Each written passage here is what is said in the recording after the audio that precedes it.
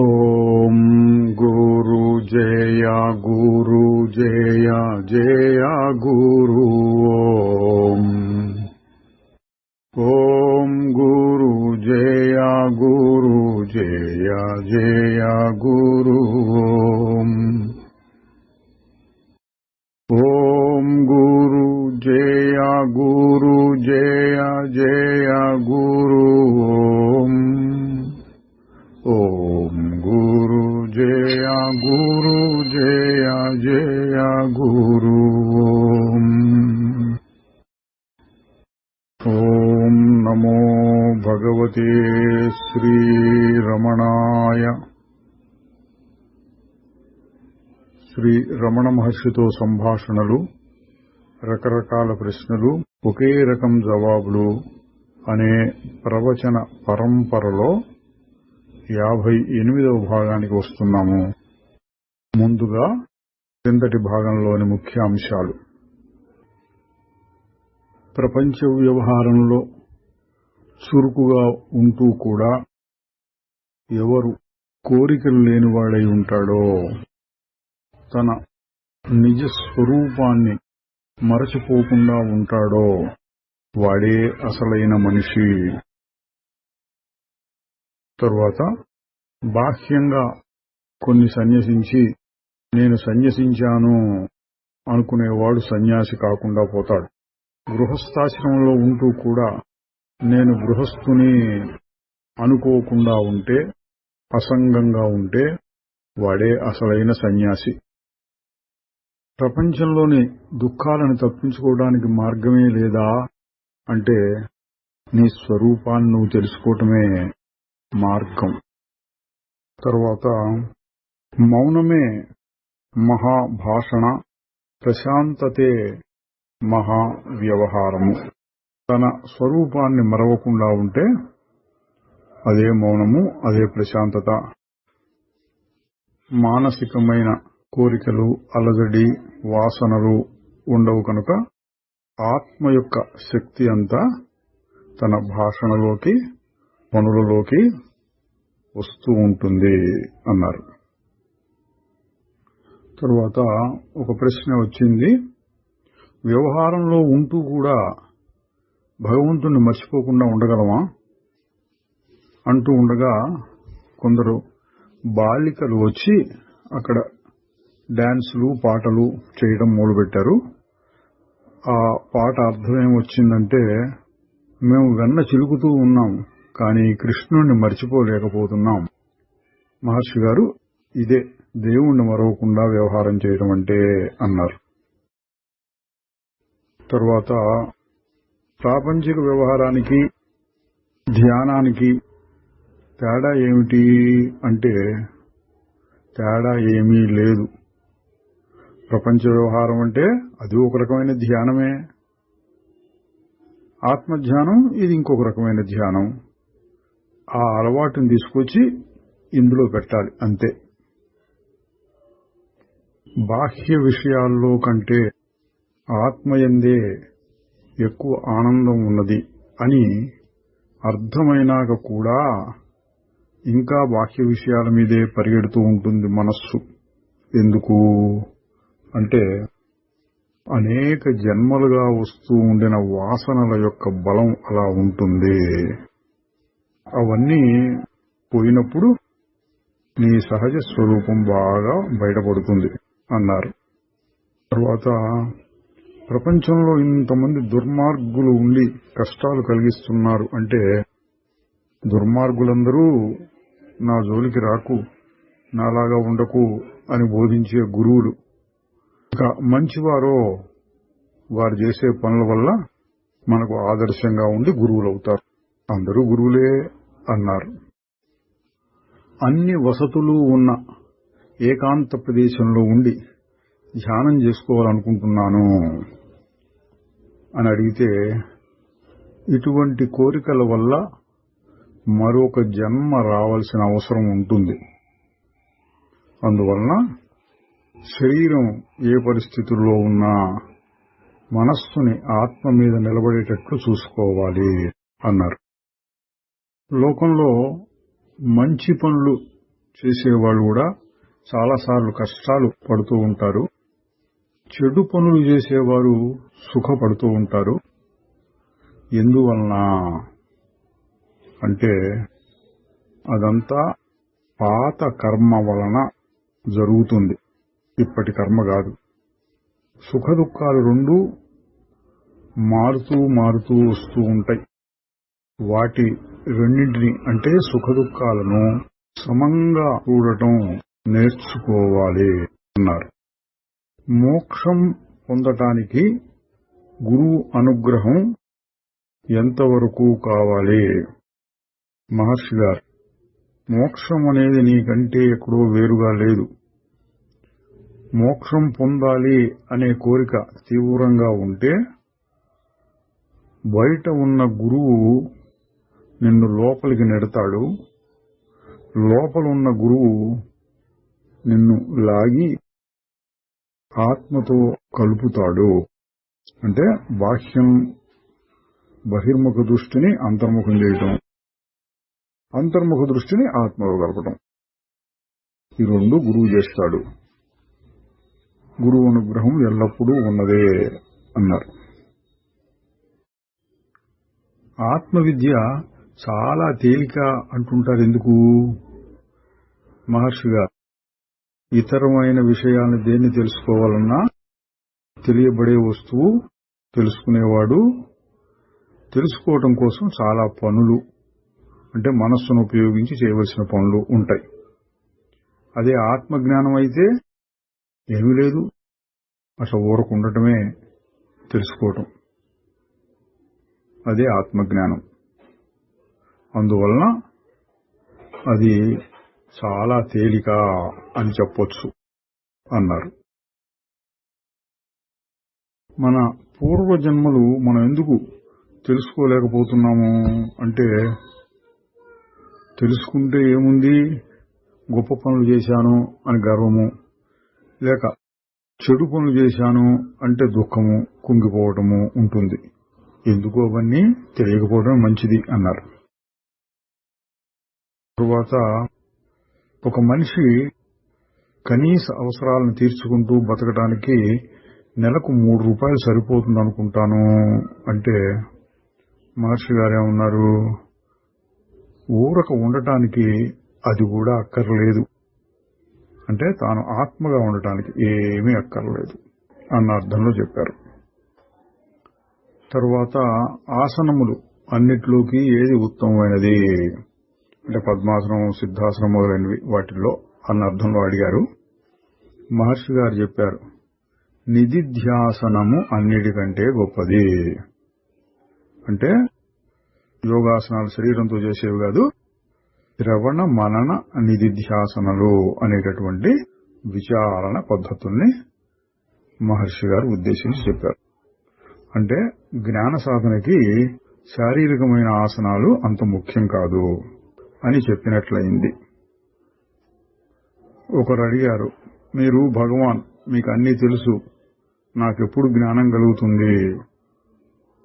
మహర్షి గారు అన్నారు, నేను భగవాన్ అయితే నాకంటే అన్యమేమీ ఉండదు. నేను భగవాన్ కాకపోతే మీ సంగతి నాకు తెలియదు.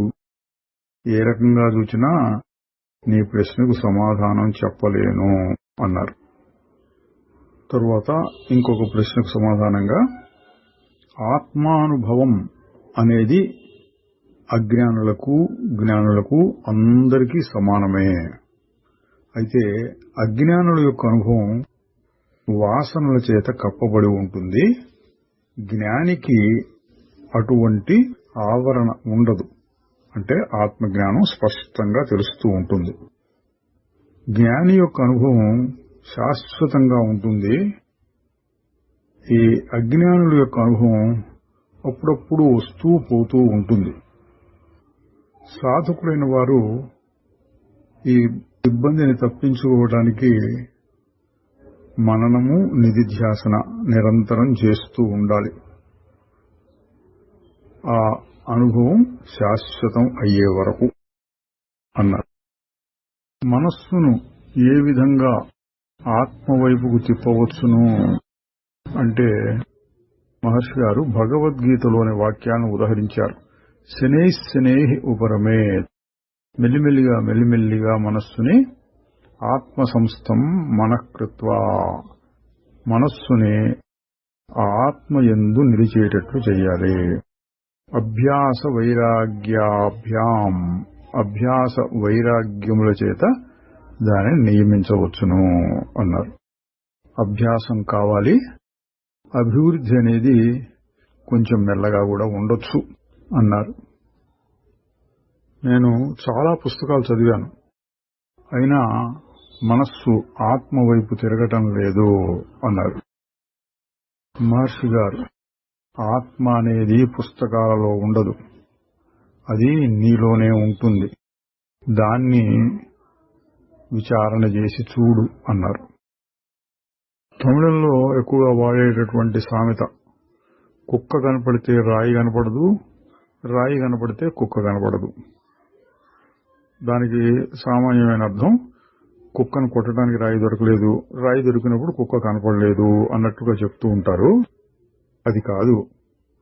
ఒక కుక్క బొమ్మ రాతితో చెక్కింది అచ్చం కుక్కలాగా ఉంటే ఇది రాయే కదా అంటే రాయి కనపడుతుంది, కుక్కరా అన్నట్లుగా చూస్తే కుక్క కనపడుతుంది.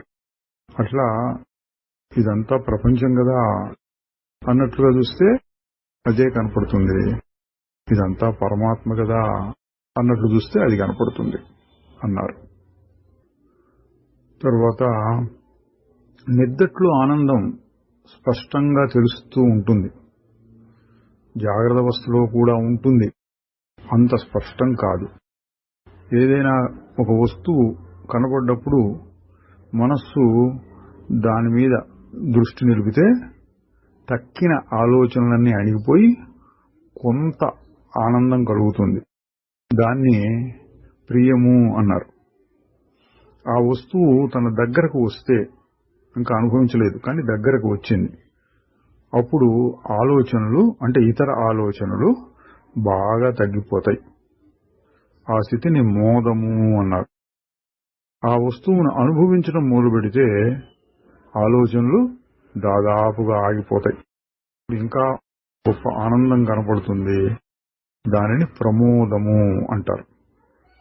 ఈ మూడు స్థితుల్లోనూ ఆలోచనలు ఎంతెంతగా తగ్గితే అంతంతగా ఆనందం దొరుకుతుంది.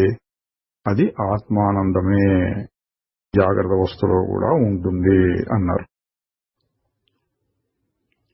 ఓం నమో భగవతే శ్రీరమణాయ. ఇప్పుడు 58వ భాగంలోనికి వస్తున్నాం. 1938 నవంబర్ 7, సంభాషణ 569. కెఎల్ శర్మ అని ఆయన అడిగిన ప్రశ్నకు సమాధానంగా మహర్షి గారు దక్షిణామూర్తి స్తోత్రం గురించి కాస్త వివరించారు. నేను మొదట్లో దాని మీద అంటే దక్షిణామూర్తి స్తోత్రం మీద వ్యాఖ్యానం రాయాలి అనుకున్నాను. అయితే తరువాత దానికి కొద్దిపాటి ఉపోద్ఘాతం మాత్రం రాసి ఊరుకున్నాను.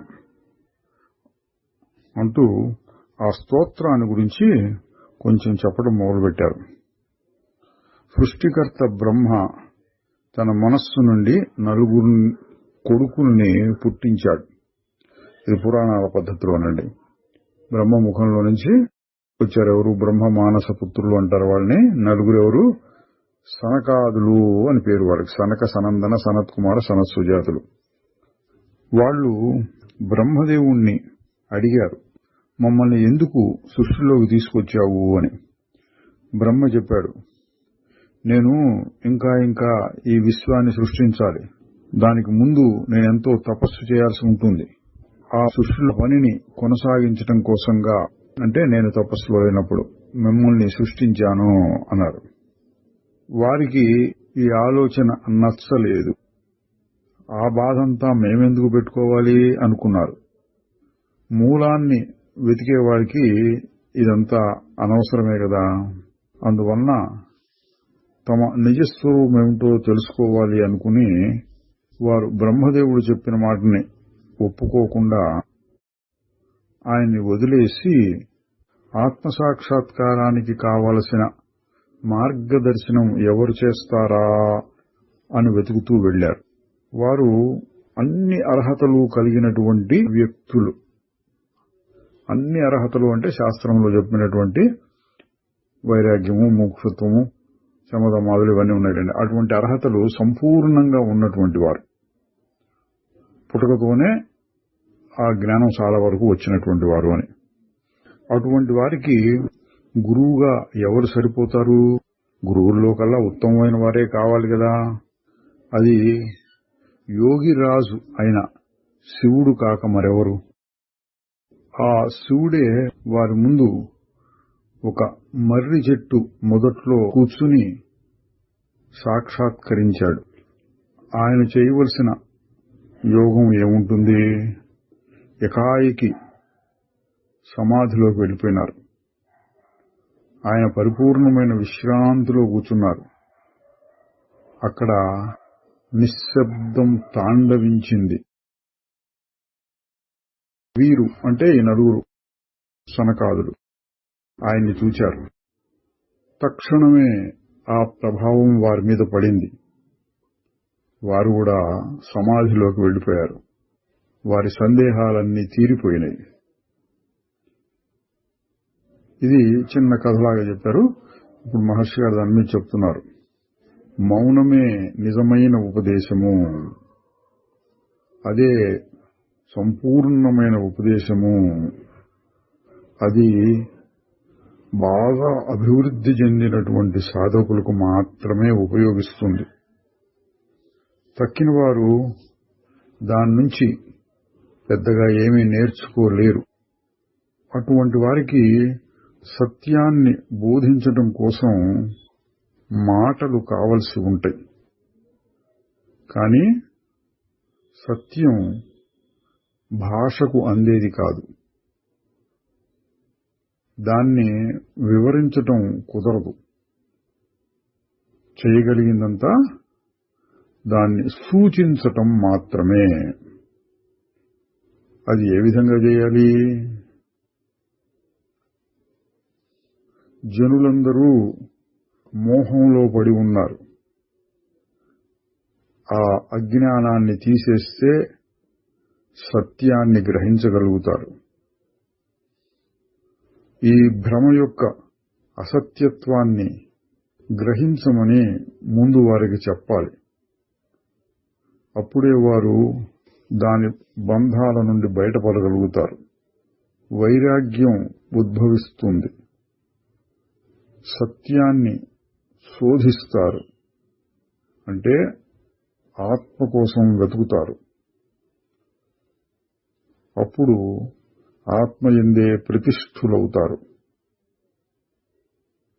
శ్రీ శంకరాచార్యుల వారు శివుని యొక్క అవతారం కాబట్టి ఈ అజ్ఞానంలో పడి బాధపడుతున్న జీవులపైన అత్యంత కరుణతోటి వీరందరూ కూడా ఆత్మానందాన్ని పొందాలి అనే ఉద్దేశ్యంతో మౌనంతో వీరందరికీ బోధించలేను అని భావించి దక్షిణామూర్తి స్తోత్రాన్ని రచించి అందజేశారు.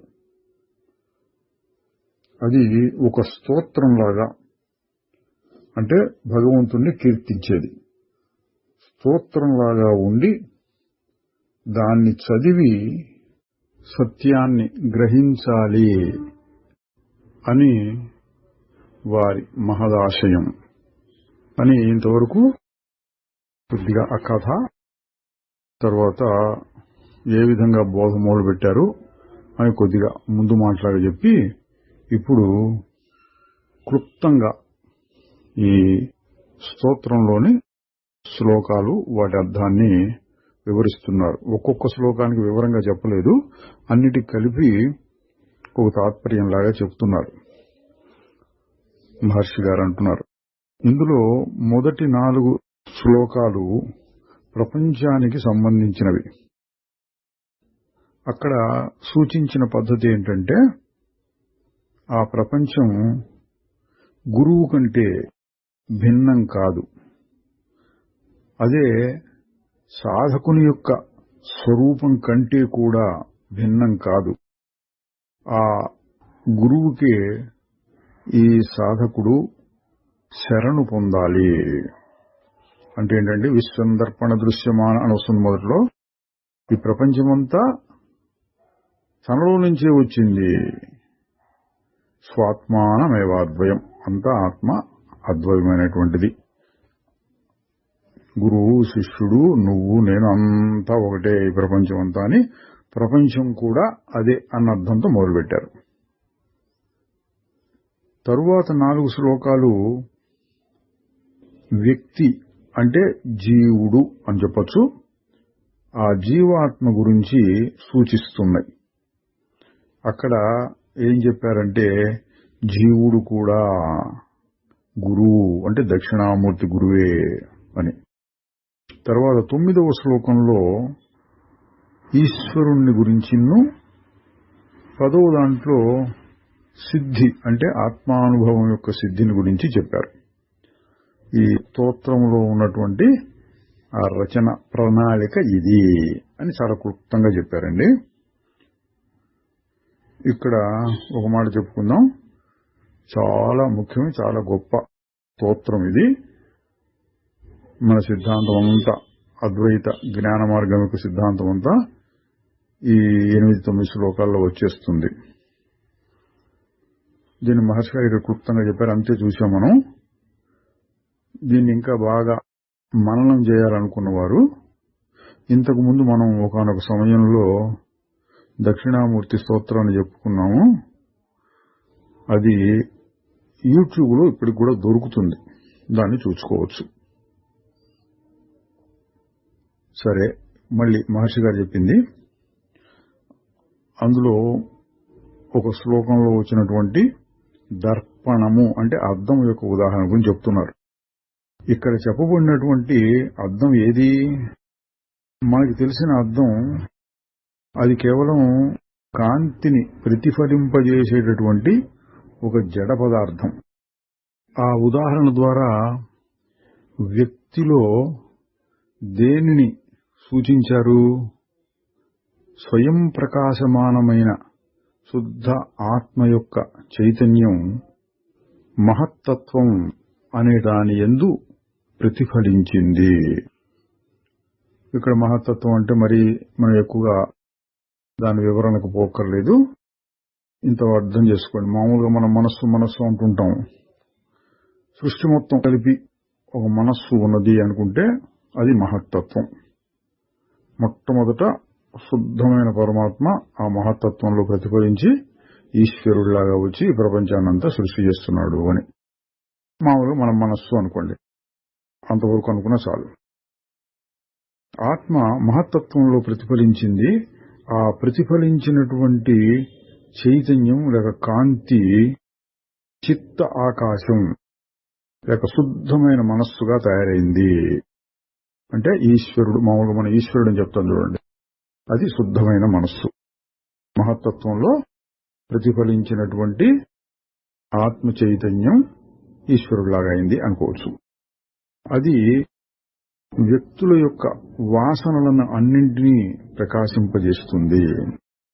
అందువల్ల నేను, ఇది అనేవి పుట్టుకొస్తున్నాయి. ఇంతకుముందు నేను అన్నది లేదు, ఊరికే ఉంది ఏదో. ఈ వాసనలు అవన్నీ ఉండి సృష్టి మొదలైనప్పుడు నేను అంటే ఒక వ్యక్తిగా ఒక్కొక్కటి ఒక ప్రత్యేకత ఉన్నట్లుగా వస్తుంది.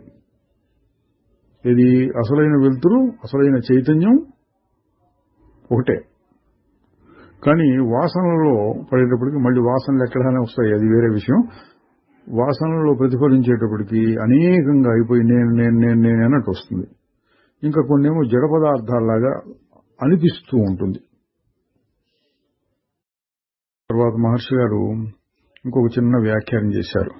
పైన ఈ శ్లోకాలను చదువుతూ పోతే బంధము, మోక్షము మొదలైనవన్నీ ఆ విశ్వగురునకు, జగద్గురుడు, ఆ జగద్గురుడు అయిన దక్షిణామూర్తికే చెందుతాయి అన్నట్లు అనిపిస్తుంది. అంటే ఈ విధంగా ఉన్నటువంటి గురువు అయినటువంటి దక్షిణామూర్తికి నమస్కారము అంటే ముందు చెప్పినటువంటి జీవుడు, లేకపోతే ప్రపంచము, లేకపోతే మరొకటి అవన్నీ కూడా ఆ దక్షిణామూర్తి గురించి చెప్పారు అన్నట్లుగా ఉంటుందట. ఇది పైన చదివిన వారికి అని మహర్షి గారు చెప్తున్నారు. అది పొరపాటు, అసంభవమైన విషయం. అక్కడ చెప్పింది ఏంటంటే ఆయనకు శరణాగతి పొందాలి అని. తస్మై శ్రీ గురుమూర్తయే నమయిదం శ్రీ దక్షిణామూర్తయే అని ఈ 4వ పాదంలో వస్తుంది ఈ అన్ని శ్లోకాలకి. దాని అర్థం ఆ గురుమూర్తికి నమస్కారము అంటే శరణాగతి పొందాలి అని అర్థం వస్తుంది. మొదటి 3 లైన్లోనూ శుద్ధమైనటువంటి ఆత్మజ్ఞానము అద్వైత పద్ధతిలోనే ఉంటుంది. కాబట్టి ఆ అర్థమైనా చెప్పుకోవాలి, లేక అటువంటి జీవులకి ప్రపంచానికి కూడా ఆధారమైనటువంటి సద్గురువు అయిన దక్షిణామూర్తికి శరణాగతి అని అర్థం చెప్పుకోవాలి. అంతేగాని దక్షిణామూర్తికి ఈ అవస్థలన్నీ వచ్చినాయి అనేది చెప్పుకోకూడదు అన్నారు. ఇప్పుడు సంభాషణ 570. ఒక సందర్శకుడు అడిగారు, నిర్గుణ ఉపాసనము చాలా కష్టమైనది, శ్రమతో కూడుకున్నది అని చెప్తారు. దీనికి భగవద్గీతే ప్రమాణము అని ఆ శ్లోకాన్ని ఆయన చదివాడు. అవ్యక్తాహి గతిర్ దుఃఖం అని 12వ అధ్యాయంలో వస్తుందండి. అవ్యక్త ఉపాసన అంటే మన కళ్ళకు కనపడింది, తెలియంది ఏదో ఒకటి ఉన్నది, పరమాత్మ, నామరూపం లేనివాడు, దేనికి అందనటువంటి వాడు ఆ పరమాత్మ, జీవుడు గాని అసలైన శుద్ధమైన చైతన్యము, మనస్సుకి వాక్కులకి అందనటువంటి తత్వం అవ్యక్తం, దాన్ని ఉపాసన చేయాలంటే చాలా కష్టం అని వచ్చింది. అక్కడ సందర్భం ఏంటంటే అది కుదరని వారు వ్యక్తి రూపమైనటువంటి భగవంతుని ఉపాసన చేయవచ్చు. అంటే నామరూపాలు పెట్టుకుని ఒక దేవతని, ఇంకా కావాలంటే ఆ దేవతకు విగ్రహాలు మొదలైనవి కూడా పెట్టుకుని అట్ట చేసుకోవచ్చు. ఎందుకు? అవ్యక్త స్వరూపాన్ని పట్టుకోవడం చేత కాకపోతే అన్నట్లుగా అక్కడ వ్యాఖ్యానం వస్తుంది భగవద్గీతకి. దాని గురించి అడిగారు ఈయన. మహర్షి గారు చెప్తున్నారు, తన పద్ధతిలో ఎప్పుడూ అనుభవంలో ఉన్నదాన్ని అవ్యక్తము అనుకుంటారు, సంశయాలని తయారు చేసుకుంటారు. ఆత్మ కంటే ఏదైనా అత్యంత సమీపమైనటువంటిది, అత్యంత ఆంతరికమైనటువంటిది అంటే లోపల ఉండేది ఇంకేదైనా ఉంటుందా? అంతకంటే వ్యక్తం అయినది ఏదైనా ఉంటుందా అన్నారు. చూడండి, మహర్షి గారి స్థాయి. అవ్యక్తమైన పరమాత్మ ఉపాసన చాలా కష్టం. ఏదో ఫలానా పేరు పెట్టి, ఫలానా రూపం పెట్టి ఇట్లా ఉంటాడు దేవుడు అంటే తేలిక కదా అన్నట్టు చాలా మంది అడుగుతూ ఉంటారు. ఈయన కూడా అదే అడిగాడు.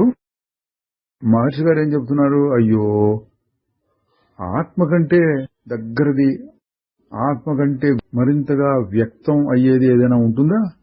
అది ఎప్పుడు అనుభవంలో ఉన్నదే కదా అని మహర్షి గారు అంటున్నారు.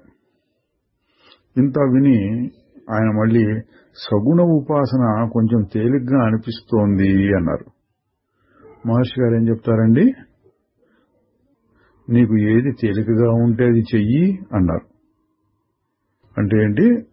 ఇదే రైటు అని పిడివాదం పెట్టుకొని కూర్చోవడం కాదు. అవ్యక్తం కుదరని వారు వ్యక్తాన్ని కూడా ఉపాసించవచ్చును అని భగవద్గీతలోనే ఉంది. మహర్షి గారు కూడా అదే చెప్పారు. తరువాత 1938 నవంబర్ 10 సంభాషణ 572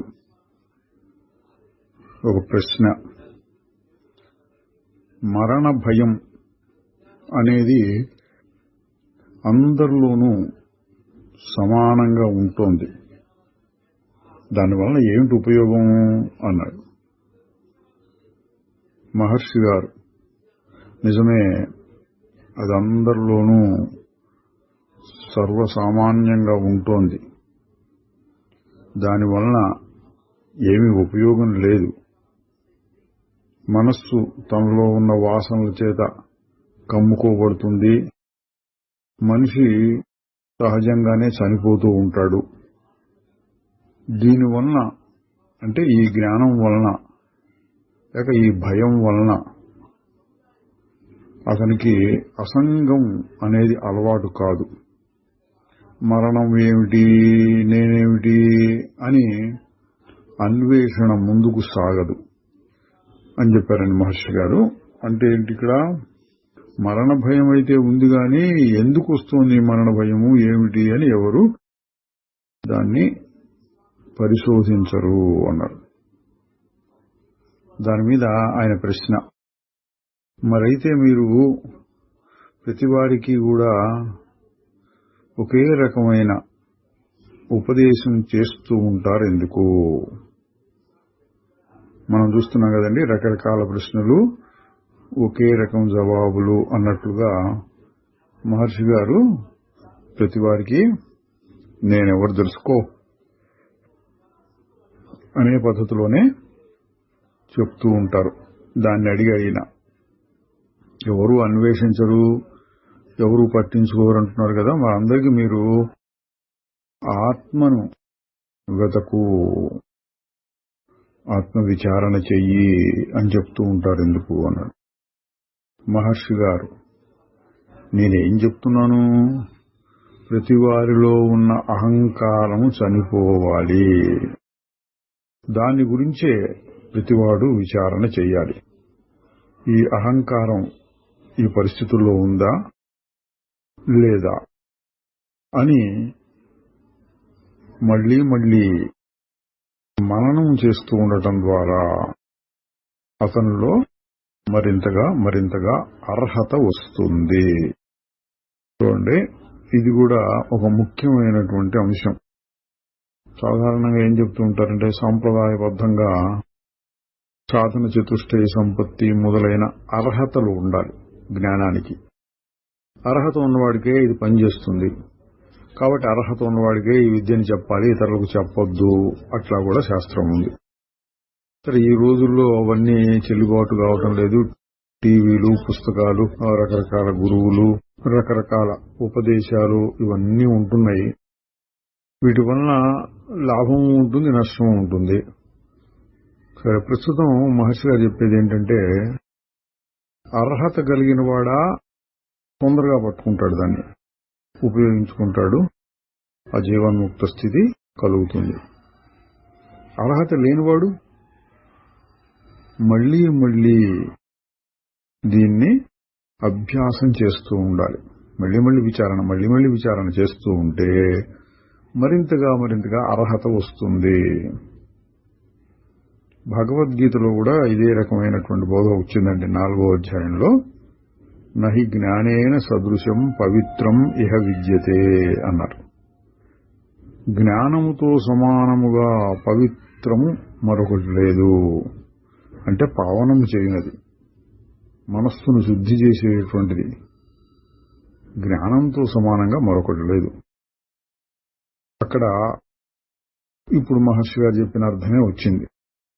అంటే ఏంటి, ఆత్మజ్ఞానం లేక బ్రహ్మజ్ఞానం ఏదైనా మళ్లీ చేస్తూ ఉంటే చిత్తశుద్ధి కలిగి క్రమక్రమంగా చిత్తం శుద్ధం అవుతూ వచ్చి ఉపయోగిస్తుంది. కాదు, చిత్తశుద్ధి కోసం ముందు కర్మలు, యోగాలు, భక్తి ఇటువంటివేవో చేసి ఆ తరువాత చిత్తశుద్ధి కలిగిన తరువాత జ్ఞాన మార్గానికి రావాలి అనేటటువంటి వాదము కూడా ఉంది. అది తప్పు కాదు, నిజమే.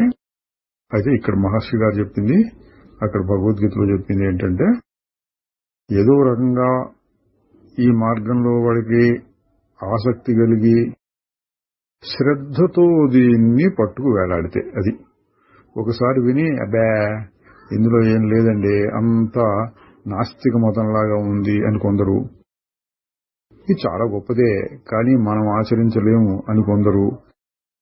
ఏముంది ఇందులో ఆచరించడానికి, నా స్వరూపం ఎప్పుడు ఉంది తెలుసుకున్నాను కదా నేను, ఇంకేముంది అని గాని ఈ విధంగా చేస్తూ పోతే ఉపయోగించదు. కానీ శ్రద్ధతోటి దీన్ని పట్టుకుని శ్రవణం, మననం, ధ్యానం ఇవి చేస్తూ చేస్తూ చేస్తూ చేస్తూ ఉంటే అర్హత ఉన్న వాళ్ళకి తొందరగాను, అర్హత లేని వాళ్ళకి కొంచెం నిదానంగాను. జ్ఞానానికి కావలసిన అర్హత కూడా ఈ విచారణ జ్ఞానము కలిగిస్తుంది. అందువలన జ్ఞానాన్ని ఒకేసారి ఉపదేశించవచ్చునా, మహర్షి గారి చాలా మందికి అదే చెప్తున్నారు కదా అని ప్రశ్న అడిగితే, శ్రద్ధ కలిగిన వాడైతే దానిని ఉపయోగించుకుంటాడు, అప్పటికప్పుడు తెలియకపోయినా క్రమంగా తెలిసొస్తుంది అన్నారు. తరువాత 1938 నవంబర్ 11 సంభాషణ 573.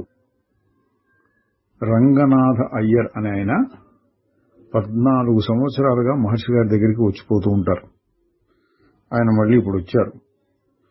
ఆయన అడిగారు, ఒక మనిషి చనిపోయి మళ్ళీ పుట్టడానికి అంటే పునర్జన్మకి మధ్యలో ఎంత వ్యవధి ఉంటుంది? ఇవన్నీ సిద్ధాంతపరమైన ప్రశ్నలండి. మహర్షి గారు ఏం చెప్తారో చూద్దాం. అది ఎక్కువగా ఉండొచ్చు, తక్కువగా ఉండొచ్చు. అంటే అనేక సంవత్సరాలు, కొన్ని 100 సంవత్సరాల తర్వాత పుట్టొచ్చు, లేదా ఈ రోజు చనిపోతే రేపే మళ్ళీ పుట్టొచ్చు, చెప్పలేము అన్నట్టుగా. కానీ జ్ఞానికైతే ఏ విధమైన మార్పు ఉండదు. అతడు సర్వాత్మకుడైన పరమాత్మలో కలిసిపోయినాడు అని బృహదారణ్యక ఉపనిషత్తు చెప్తున్నది అన్నారు. కొందరు ఏమంటారంటే, చనిపోయిన తరువాత జ్యోతి మార్గంలో, ఈ జ్యోతి మార్గం ఉత్తరాయణ మార్గం, దక్షిణాయన మార్గం, ఈ శాస్త్రాల్లో ఉన్నాయి. భగవద్గీతలో కూడా 8వ అధ్యాయంలో కొద్దిగా వచ్చింది, దాని గురించి చెప్తున్నారు. జ్యోతి మార్గంలో పయనించి వాళ్ళు తిరిగి రాకుండా ఉంటారు, అంటే పునర్జన్మ ఉండదు. అట్లా కాకుండా చీకటి మార్గంలో, అంటే వెలుతురు లేనటువంటి దక్షిణాయనం మొదలైనటువంటి చెప్పారులేండి అక్కడ గుర్తులు, ఆ మార్గంలో పోయినటువంటి వారు తిరిగి పుట్టి వారి కర్మఫలాల్ని అనుభవించడం కోసంగా మళ్ళీ శరీరాన్ని గ్రహిస్తారు. ఇంకా ఏం చెప్తారంటే, ఒకరికి పుణ్యపాపములు రెండు సమానంగా ఉంటే వారు ఒకేసారి ఈ భూమి మీద పుడతారు. అంటే మధ్యలో స్వర్గానికి వెళ్ళటం, నరకానికి వెళ్ళటం అటువంటి ఏం లేకుండా, ఎవరు పుణ్యపాపాలు దాదాపుగా సమంగా ఉంటే మళ్లీ భూమి మీదే పుడతారు.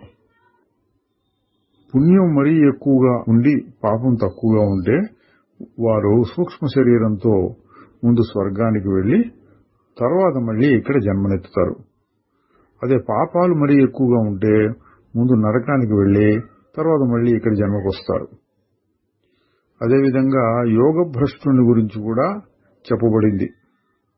ఇక్కడ శాస్త్రాల్లో ఉంది, మన భగవద్గీత 6వ అధ్యాయంలో కూడా వస్తుంది.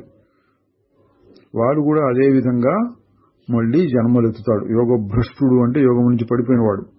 యోగ సిద్ధి కలిగేటంత వరకు మళ్లీ మళ్లీ జన్మలెత్తుతూ ఉంటాడు అని భగవద్గీతలో వస్తుంది. ఇవన్నీ కూడా శాస్త్రములలో వర్ణింపబడి ఉన్నవి అని మహర్షి గారు ఇక్కడ వరకు చెప్పారండి. ఆయన అడిగిన ఆయనకి తగినట్టుగా ఒకేసారి ఎందుకయ్యా ఇదంతా అనకుండా 4 ముక్కలు అవి ఇవి చెప్పి ఇప్పుడు మహర్షి గారి పద్ధతిలో చెప్తున్నారు. నిజానికి పుట్టుక లేదు, చావు లేదు. తాను ఏదో అదిగానే ఎల్లప్పుడూ ఉంటాడు. ఇది మాత్రమే అసలైన సత్యము. అంటే జ్ఞాన మార్గంలో సాధన చేసేవాళ్ళు ఇది మాత్రమే మనస్సులో పెట్టుకోవాలి. ఇది నాకు పుట్టుక లేదు, చావు లేదు. అట్లా కాకుండా ఏదో శాస్త్రంలో ఉంది, మనం ధూమ మార్గంలో పోదామా, జ్యోతి మార్గంలో పోతే మంచిదా, ఉత్తరాయణం మంచిదా, దక్షిణాయనం మంచిదా, ఇటువంటి బుర్రలో పడితే ఆ వాసనలకు తగినట్లుగా మళ్లీ జన్మలు రావచ్చు.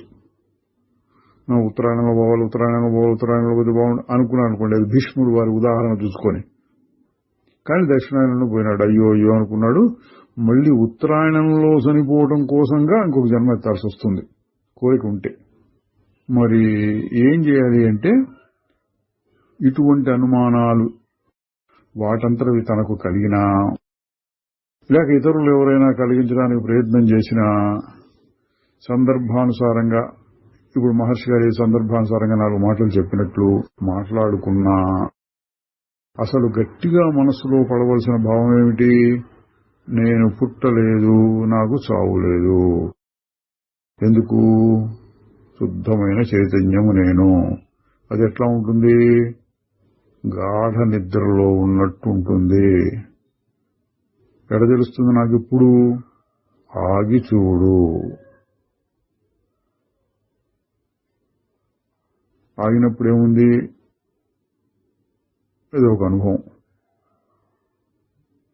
దానికి చావు లేదు, పుట్టుకలేదు. గాఢ నిద్రలో ఉన్న స్వరూపానికి చావా పుట్టుక? దీన్ని గట్టి చేసుకుంటూ ఉండాలి. అంటే శాస్త్రంలో చెప్పిన మాటలే ఎందుకు? శాస్త్రంలో 100 రకాలుగా ఉంటుంది. అవి విచారణ చేసి ఇది రైటా, అది రైటా, ఇది మంచిది, అది మంచి, అదంతా అనవసరం. ఇది ఒకటి పెట్టుకో. జ్ఞాన మార్గంలో ఉండేవాడికి చేయవలసిన పని ఇది అని చెప్పారండి. తరువాత సంభాషణ 574. ఆసనములు ఏమిటి? అవి కావాలా? ఆసనం అనే మాట 2 అర్థాలను పడుతుంటాం. ఒకటి ఏంటంటే రకరకాలుగా కాళ్ళు చేతులు రకరకాల భంగిమల్లో పెట్టడం, వాటిని కూడా ఆసనాలు అంటున్నారు. ఇక్కడ చెప్పిన ఆసనం కూర్చోవడానికి కింద వేసుకునేటటువంటి జింక చర్మము, దర్భాసనము, ఇటువంటివి భగవద్గీతలో కూడా ఒక చోటు వస్తుంది. అటువంటి వాటిని గురించిన ప్రశ్నలాగా ఉంది. అవి కావాలా అన్నారు మహర్షి గారు. యోగ శాస్త్రాల్లో చాలా రకాలైన ఆసనాలు, వాటి యొక్క ప్రభావాలను గురించి చెప్పారు. కూర్చోవడానికి ఉపయోగించేటటువంటి ఆస్తరణములు అంటారు. అవి పులి చర్మము, దర్భలు మొదలైనవి. ఇక శరీరాన్ని ఉంచవలసిన భంగిమ పద్మాసనము, సుఖాసనము అంటూ కొన్ని చెప్పారు అని మహర్షి గారు కొద్దిగా సందర్భానికి తగినట్టుగా 2 మాటలు చెప్పి ఇక మళ్లీ తన పద్ధతిలో చెప్తున్నారు. ఇవన్నీ ఎందుకు? తనను తాను తెలుసుకోవడానికేనా? నేను శరీరము, ఈ శరీరానికి ఒక ఆసనము కావాలి, ఇది భూమి అనుకుంటూ ఆ భూమి మీద కూర్చోవడం ఏం బాగుంటుంది అని ఒక ఆసనాన్ని కోరుకుంటాడు. కానీ నిద్దట్లో ఇవన్నీ ఆలోచిస్తున్నాడా? ఉండటానికి ఒక పక్క, ఆ పక్క వేసుకోవడానికి ఒక మంచము, ఆ మంచం పెట్టుకోవడానికి భూమి, ఇవన్నీ ఆలోచిస్తున్నాడా? లేదు. అయినా నిద్దట్లో తాను ఉండనే ఉన్నాడు కదా. మరి ఎట్లా ఉన్నాడు అప్పుడు? ఇదండి మహర్షి గారు ఎప్పుడూ చెప్పేటటువంటి తర్కం. నిద్దట్లో ఇవేవి లేవు, కానీ ఉన్నాడు. ఎట్లా? హాయిగానే ఉన్నాడు. నిజమేమిటంటే ఆత్మగా ఉంటూ అహంకారం పైకి లేచినప్పుడు, అది అంటే అహంకారం తనను శరీరముగా భావించుకుంటూ ఈ ప్రపంచాన్ని నిజంగా భావిస్తూ రకరకాల వస్తువుల్ని వేరువేరుగా చూస్తూ నేను అనే అహంకారంతో కూడిన అజ్ఞానాన్ని పొందుతూ రకరకాల ఆశ్చర్యకరమైన ఊహలు పెట్టుకుంటూ కూర్చోవడానికి ఏవో ఆసనాలు కావాలి అనుకుంటారు. కానీ అతడు తెలుసుకోలేకపోతున్నాడు ఏమని, అన్నిటికీ కేంద్ర స్థానము తానే, అన్నిటికీ ఆధారము తానే. ఏ దృష్టితో అండి? శుద్ధ చైతన్యం నేనెవరు నేనెవరు అని అహంకారంతో మొదలుపెట్టి నేనెవరు అనే మాట మారిపోతోంది. దాన్ని తెలుసుకునేది ఎవరు? నేను. నేను తెలుసుకునేది ఎవరు? ఇంకో నేను ఇంకా సన్నగా ఉంది, దాన్ని కూడా తెలుసుకునేది ఎవరు? అక్కడ ఆగిపోయింది. నిశ్చలం, నిశ్శబ్దం, మౌనం, శుద్ధ చైతన్యం, ఇట్లా ఏ మాటలు చెప్పినా విచారణ చేసుకుపోతే ఆగిపోయింది. ఆ దృష్టితో చెప్తున్నారు, నువ్వే అన్నిటికీ ఆధారము. చాలాసార్లు వచ్చిన మాటే, ఇంకా మళ్ళీ ఒకసారి, అన్నిటికీ నువ్వే ఎట్లా ఆధారం అవుతావు? అది శుద్ధ చైతన్యం, ఏ ఆలోచన లేదు, గాఢ నిద్రలో ఉన్నట్టుంది. అందులో నుంచి అహంకారం, అందులో నుంచి రకరకాల చలనాలు, ఆ చలనాలనే మనస్సు అంటున్నాము. అప్పుడు శరీరం తోస్తోంది, రకరకాల వస్తువులు తోస్తున్నాయి, భూమి తోస్తోంది. ఆ భూమి మీద కూర్చోవడానికి ఏదో కావాలి కదా అని కూడా అనిపిస్తోంది. కానీ ఆధారం ఏమిటి? ఆ భూమికి, భూమి మీద కూర్చోవాలనుకుంటున్న శరీరానికి అన్నిటికీ ఆధారం మనస్సు. ఆ మనస్సుకు ఆధారం శుద్ధ చైతన్యం. ఆ దృష్టితో చెప్పారు, అన్నిటికీ ఆధారం నువ్వే అంటున్నారు. ఇంకా కొంతమంది వీటికి ఏవో వివరణలు ఇవ్వటానికి ప్రయత్నిస్తూ ఉంటారు. రకరకాల ఆసనాలు, తాము ధరించేటటువంటి పాదరక్షలు, వీటికి భూమ్యాకర్షణ శక్తి, అయస్కాంత శక్తి మొదలైన వాటితో సంబంధం ఉన్నది. ఇది కూడా యోగులు మొదలైన వాళ్ళండి. పూర్వం ఏదో శాస్త్రంలో చెప్పారు అనేదో ఆ నమ్మకం మీద ఆధారపడి చేసేవాళ్ళు. ఇప్పుడు కాస్త వాళ్ళు కూడా ఈ సైన్స్ మొదలైన చదువుకున్న తర్వాత ఈ విధమైన వివరణ ఇవ్వడానికి ప్రయత్నం చేస్తుంటారు. ధ్యాన సమయంలో మన దేహంలో ఏవో ప్రకంపనలు మొదలవుతూ ఉంటాయి. ఉత్త భూమి మీద కూర్చుంటే అవన్నీ భూమిలోకి ఇంకిపోతాయి, వెళ్ళిపోతాయి మనలో నుంచి.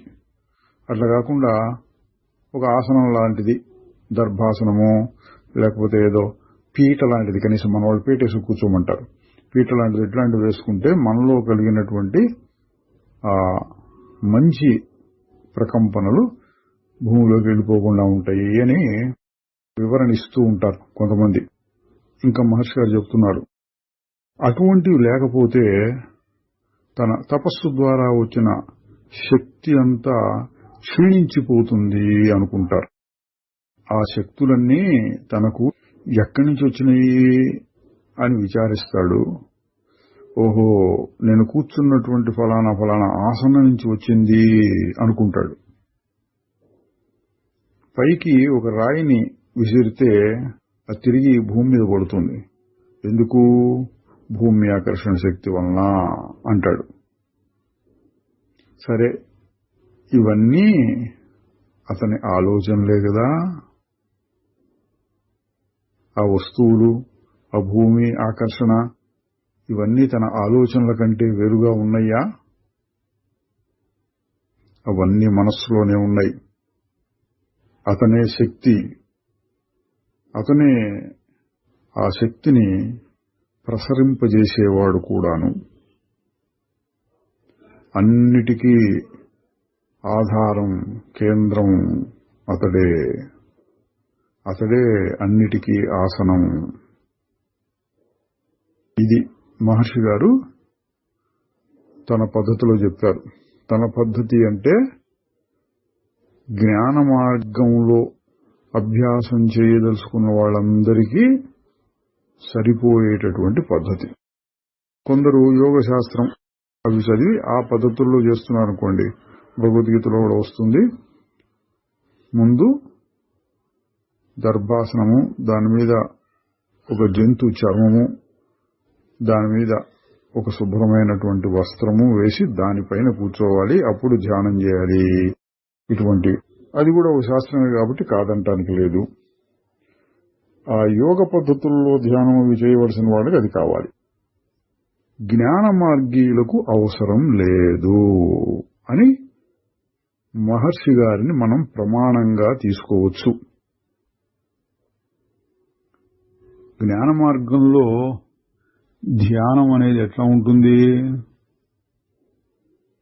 నిరంతర ధ్యానం కింద రావాలి. ఎప్పుడో ఒకసారి కూర్చుని పద్మాసనంలో నేనెవరు ఆలోచించుకుంటూ ఏదో అనుభవం కలిగింది పద్మాసనంలో కూర్చున్నందువలన అట్లా కాదు. నిరంతరం వ్యవహారంలో ఉన్నప్పుడు, రోడ్డు మీద నడుస్తున్నప్పుడు, ఏదో తింటున్నప్పుడు, స్నానం చేస్తున్నప్పుడు, ఏదైనా మనసులో కాస్త అలజడి కలిగినప్పుడు, అన్ని రకాల పరిస్థితుల్లోనూ నేనెవరు అని విచారణ చేస్తూ ఉండాలి. ఇది జ్ఞాన మార్గులకు ముఖ్యమైనటువంటి సాధన. మరి జ్ఞాన మార్గానికి కావాల్సినటువంటి ఏదో గ్రంథాలు చదువుకోవటం, ఎవరైనా చెప్తూ ఉంటే వింటూ ఉండటం, దానిని మననం చేస్తూ ఉండటం, ఓహో నేను అది కదా ధ్యానం చేస్తూ ఉంటాం, ఇవి కూడా ప్రత్యేకంగా చేయాలి కదా అంటే చెయ్యొచ్చు. కానీ అంతకంటే ముఖ్యమైనది ఏంటి? సర్వకాల సర్వావస్థల్లోనూ తన స్వరూపాన్ని మననం చేసుకుంటూ ఉండాలి. మననం చేసుకోవడం ఎందుకండి? నాకు అది గట్టిపడిపోయింది, నా స్వరూపం అదే అని గుర్తులో ఉంది అంటే ఇంకక్కర్లా. ఏ రకంగా చూసినా ఈ ఆసనములు అంటే భూమి మీద వేసి కూర్చునేటువంటి వస్తువులు, ఆ పైన కూర్చునేటువంటి శారీరకమైనటువంటి భంగిమ, పద్మాసనం, సిద్ధాసనం, సుఖాసనం మొదలైనవి జ్ఞాన మార్గీయులకి అంత పట్టింపు లేదు. అలవాట్లో చేసేవాళ్ళు ఉంటే చేసుకోవచ్చు, దాని మీద ఎక్కువ దృష్టి పెట్టక్కర్లేదు. ఇది మనం గుర్తించుకోవాలి. ఒక రకంగా మనకిది కొంత ఉత్సాహాన్ని కలిగిస్తుంది. ఎందుకంటే చాలా మంది ఫలానా ఆసనం వేసుకొని శరీరాన్ని వంకర లేకుండా నిటారుగా కూర్చోబెట్టి అప్పుడు చెయ్యాలా అంటే కుదరకపోవచ్చు చాలా మందికి. దానికోసం ప్రత్యేకంగా ప్రయత్నం చేసి కొంతకాలం అభ్యాసం చేసి ఆ యోగం అంతా నేర్చుకుని అది కాలయాపన అయిపోతుంది, సమయం వృధా అవుతుంది. అందుకని ఏం చేయాలి? ఉన్నవాడు ఉన్నట్లుగా, అంతకుముందే ఏదో ఆసనాలు అవి చేతనైందనుకోండి, పద్మాసనంలో కూర్చోవడం అలవాటైంది కొంతమందికి, వాళ్ళు చేస్తే చేసుకోవచ్చు. తక్కిన వాళ్ళు కింద కూర్చోవచ్చు, కుర్చీలో కూర్చోవచ్చు, నిలబడ చేయవచ్చు, నడుస్తూ చేయవచ్చు. అన్ని సందర్భాల్లోనూ చేయడం అలవాటు చేసుకోవాలి. ఇది కూడా ఒక ముఖ్యమైన విషయం, జ్ఞానయోగ సాధకులు గుర్తించాల్సింది. నేను ఆ విధంగా కూర్చోలేకపోతున్నాను అనేటటువంటి బెంగ, భయము పెట్టుకోనక్కర్లేదు. మహర్షి గారు ఇంకా చెప్తున్నారు, ఆసనం అనేటువంటిది ఒక సాధకుణ్ణి స్థిరంగా కూర్చోవడానికి, అంటే అటు ఇటు కదలకుండా శరీరాన్ని స్థిరంగా కూర్చోబెట్టడానికి ఉపయోగిస్తుంది. తన స్థితిలో తాను ఉండటం కాకుండా ఎక్కడా ఏ విధంగా ఒకడు స్థిరంగా ఉండగలడు? చూడండి, పై స్థాయి నుంచి చెప్తున్నాడు. తన స్థితిలో తాను ఉండటమే అదే అసలైన ఆసనము. కాబట్టి జ్ఞానయోగులు ఇంతకుముందు చెప్పినట్టు రకరకాల ఆసనాలకి పెద్ద విలువ ఇవ్వకుండా అన్ని సందర్భాల్లోనూ ఆత్మవిచారణ చేస్తూ ఉండాలి. తరువాత సంభాషణ 575 ప్రశ్న: కామక్రోధం మొదలైన వాటిని జయించటం ఎలాగా? మహర్షి గారు చెప్తున్నారు, కోరిక, కోపం మొదలైనవన్నీ నీకు దుఃఖాన్ని కలిగిస్తాయి. ఎందుకు? అందులో నేను అన్న అహంకారం వస్తోంది కాబట్టి. ఆ అహంకారానికి మూలం అజ్ఞానం. అజ్ఞానం అనేది వేరు చేసి చూసుకోవటం వలన పెరుగుతుంది. వేరు చేసుకోవటం అంటే ఈ ప్రపంచం నిజమని, అందులో నేను ఈ శరీరమని, నాకంటే వేరుగా ఇతర శరీరాలు ఉన్నాయని ఇవన్నీ అనుకోవటం. వీటిల్లో అహంకారం లేవకుండా ఉంటే ఈ దుఃఖాన్ని కలిగించే గొలుసు తెగిపోతుంది. కనుక అహంకారం పైకి లేవకుండా చూసుకో. నీవు నీ స్వరూపంలో ఉంటే కామక్రోధములు జయించినట్లే అవుతుంది. ఇదండి మహర్షి గారి పద్ధతిలో. నిన్ను నువ్వు తెలుసుకుంటే బలవంతంగా ఆపుకోవడానికి కొన్ని పద్ధతులుంటాయి. ప్రాణాయామం, ఉపవాసాలు మొదలైనవి ఇట్లా చాలా చాలా చెప్తూ ఉంటారు. కానీ అసలైన పద్ధతి ఏంటంటే నీ స్వరూపాన్ని తెలుసుకోవడం. నీకంటే వేరుగా ఏం లేదు. నీకు రెండో పదార్థంతో అవసరం లేదు. ఎందుకు? నీకు కావాల్సింది ఆనందం అంతా నీలోనే ఉంది. భగవద్గీత 3వ అధ్యాయం చివరిలో కూడా ఇది వస్తుందండి. ఏవం బుద్ధే పరం బుద్ధ్వా. బుద్ధి కంటే పైనున్న దానిని అంటే ఆత్మను తెలుసుకుని ఈ కామం అనేటువంటి శత్రువును జయించు అన్నారు. మహర్షి గారు కూడా సరిగ్గా అదే చెప్పారు. తక్కిన పద్ధతులన్నీ తాత్కాలికంగా వాటిని, కామక్రోధాలని ఆపవచ్చు.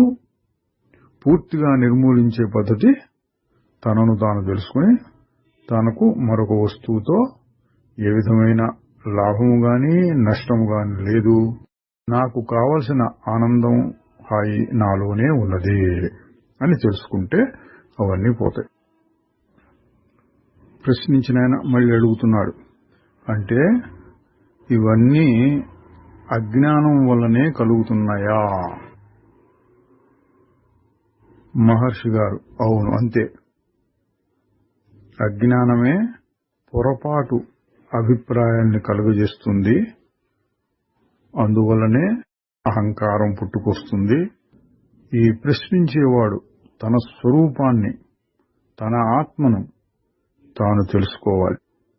ఆ చైతన్యంగా, జ్ఞానంగా ఉండిపోవాలి.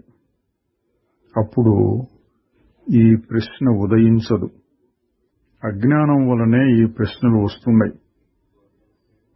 ఈ అజ్ఞానం ప్రశ్నించేవాడిది, అంటే అహంకారానిది అనాలి, ఆత్మది కాదు.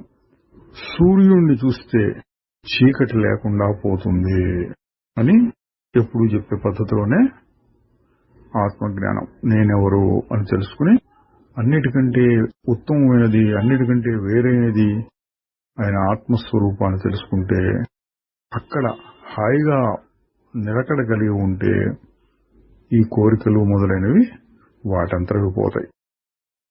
ఆత్మ కంటే ఏది వేరు కాదు.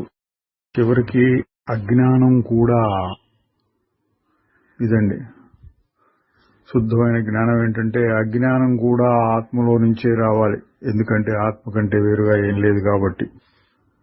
శుద్ధమైన ఆత్మకి తనలోనే ఉన్నటువంటి అజ్ఞానం ఏమీ చెయ్యదు. ఆత్మలో నుండి అజ్ఞాన ప్రభావం వలన బయటపడ్డ అహంకారానికి చిక్కులన్నీ వస్తున్నాయి. అంటే జీవుడికి అజ్ఞానము, తద్వారా బాధ ఉంటుంది, ఆత్మకి కాదు.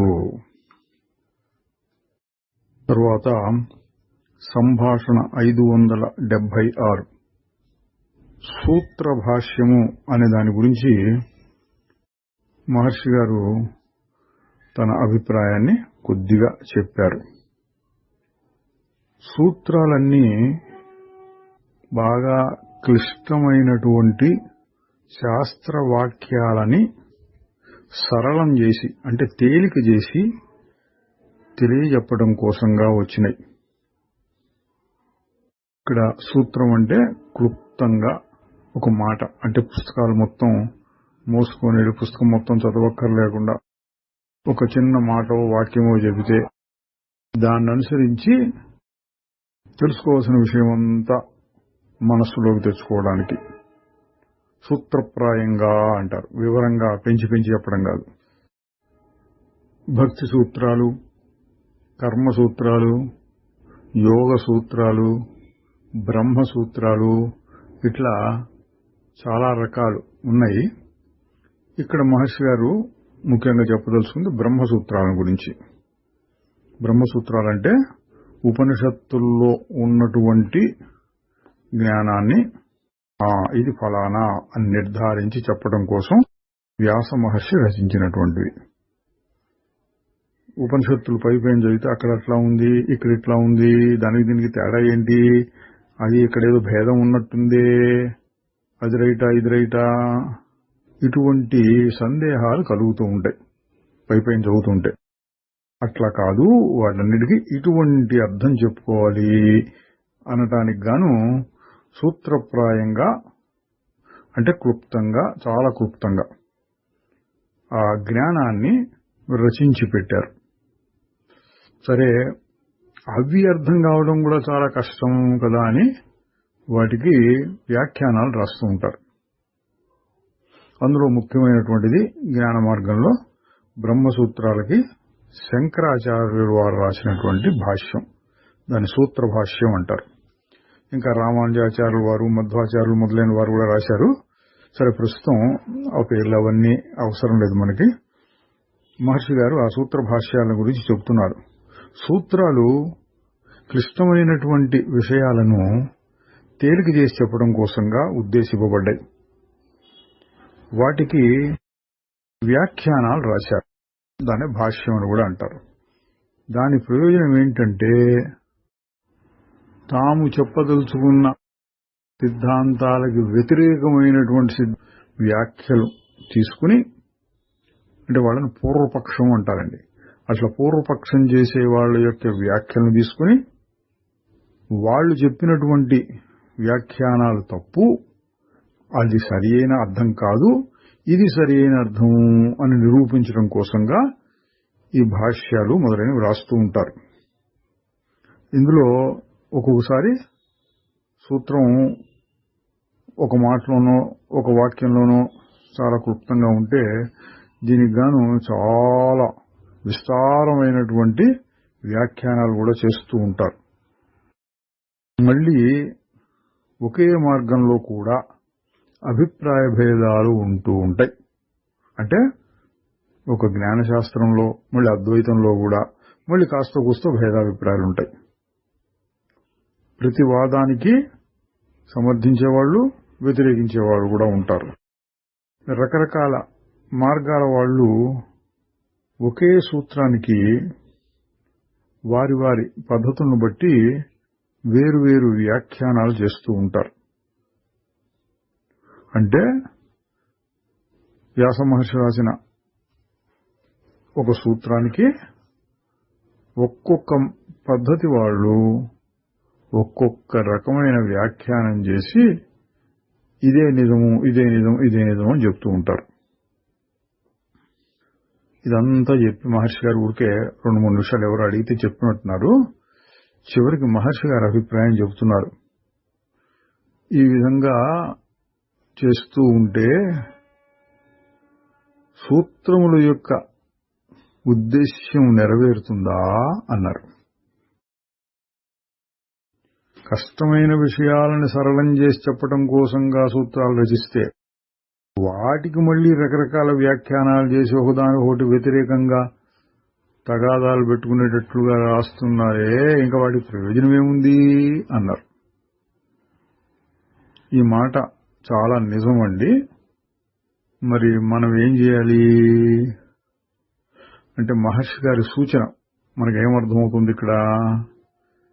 అటువంటి వ్యాఖ్యానాలు, భాష్యాలు, వాదోపవాదాలు, పూర్వపక్షం, సిద్ధాంతం ఇటువంటి వాటి వైపుకు వెళ్ళవద్దు. సాధకులకు, ముముక్షువులకి తేలికగా సారాంశమైనటువంటి మాటల్ని తీసుకుని వాటిని పదే పదే పదే పదే మననం, ధ్యానం చేస్తూ ఉండాలి. దాన్నే ఉపాసన అని చెప్పొచ్చు. యత్ సారభూతం తద్ ఉపాసితవ్యం. ఏది సారమో దాన్ని ఉపాసించాలి. ఈ సందర్భంలో మనం ఒకటి చెప్పుకోవచ్చు. ఈ సూత్రాలు, ఉపనిషత్తులు, భగవద్గీత వీటికి శంకరాచార్యులు వారు రాసిన భాష్యాలు చాలా ప్రసిద్ధమైనవి. అవి చదివి తీరాలి, అదే సాంప్రదాయం అన్నట్లుగా చాలా మంది చెప్తారు. పండితులు అయిన వారు అనొచ్చండి. భగవద్గీతలో చెప్పిన పండితులు కాదండి. భగవద్గీతలో శోకము లేని వాడే పండితుడు, సమదృష్టి కలిగిన వాడే పండితుడు అన్న అర్థాలు చెప్పారు. అట్లా కాకుండా ఇక్కడ మనం లౌకికమైన పండితులు ఆ అర్థంలో చెప్పినప్పుడు అటువంటి పండితులు ఈ భాష్యాలు మొదలైనటువంటి గ్రంథాలని చాలా వివరంగా అటు ఇటు లాగి అర్థాలు చెప్పుకుని వాటి బాగా గ్రహిస్తేనే జ్ఞానం కలుగుతుంది అంటారు. ఈ భాష్యకర్త అయిన శంకరాచార్యుల వారు కూడా భాష్యాలను రచించిన ఉద్దేశ్యం ఇతర మతాలని, బౌద్ధ, జైన, ఇంకా ఎన్నెన్నో రకాల మతాలు ఉండేవి. వందలలో అండి. భారతదేశంలో ఎప్పుడు వందల్లోనే ఉంటాయి మతాలు. అటువంటి వాటినన్నింటినీ ఖండించి వేదములకు సరిపోయేటటువంటి కొన్నింటిని మాత్రం నిలబెట్టి ఇతర మతాలను ఖండించడం కోసం ఇదే సరైన మతం అని జ్ఞానము, అద్వైతము, ఇంకా కొన్ని దానికి వ్యతిరేకం కాని వాటిని, అంటే జ్ఞానానికి దారి చూపించేటటువంటి భక్తి, వైదిక కర్మలు మొదలైన వాటిని కూడా నిలబెట్టడం కోసంగా ఈ పెద్ద పెద్ద భాష్యాలు మొదలైనవి రాశారు. ముఖ్యమైన ఉద్దేశం పూర్వపక్షులు దీనికి ఇది కాదు, అది కాదు, ఇది కాదు, ఇట్లా కాదు, అది తప్పు అనే వాళ్ళకి సమాధానం చెప్పడం కోసంగా ఉంటాయి అవి. ఇప్పుడు మహర్షి గారు చెప్పిన అభిప్రాయం ప్రకారం సాధకులకు, ముముక్షువులకు అవి అవసరం లేదు. శంకరాచార్యుల వారు కూడా అదే మాట చెప్పారు. ఎట్లా? భాష్యాలు మొదలైన వాటిని పక్కన పెట్టి సాధకుల కోసంగా చిన్న చిన్న గ్రంథాలు 500 శ్లోకాల్లో వివేక చూడమని, 50-60 శ్లోకాల్లో ఆత్మబోధ మొదలైన కొన్ని గ్రంథాలున్నాయి. 18 శ్లోకాలు మనం చూచాం లఘువాక్య వృత్తి, 10 శ్లోకాలు దక్షిణామూర్తి స్తోత్రం, అది కూడా మనం చూచాం. 5 శ్లోకాలు మనీషా పంచకం, వచ్చి చివరికి ఏకశ్లోకి అనేది ఒకటి రాశారు. ఒక్క శ్లోకంలోనే ఆత్మజ్ఞానాన్ని నిరూపించారు. ఇవేంటి? ముముక్షువులు, సాధకులు అయిన వాళ్ళకి అవి చాలు. పెద్ద పెద్ద భాష్యాలు చదవడం అవసరమా అంటే ఇప్పుడు మహర్షి గారు చెప్పిన దాని ప్రకారం అవసరం లేదు. మరి సారభూతమైంది ఎడ తెలుస్తుంది?